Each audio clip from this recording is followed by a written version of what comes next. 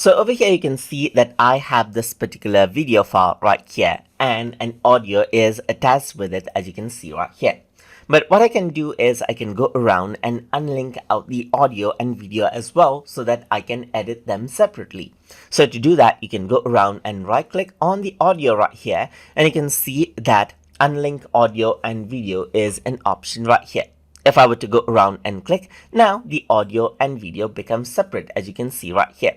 You can select the audio video once again right here and then right click and link the audio together, and now you can see that they are linked together, but you can see that it indicates that the audio and video time are offset right here.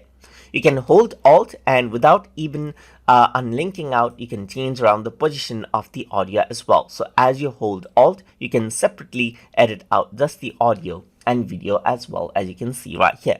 So this is how you can go around and unlink and then relink out audio and video as you like. And you can just go around and delete out just the audio right here and right click and just delete out the video as well, as you can see. And that is how the linking works inside of Adobe Premiere Elements. So I hope you guys learned something as always. And as always, please like, comment, share and subscribe.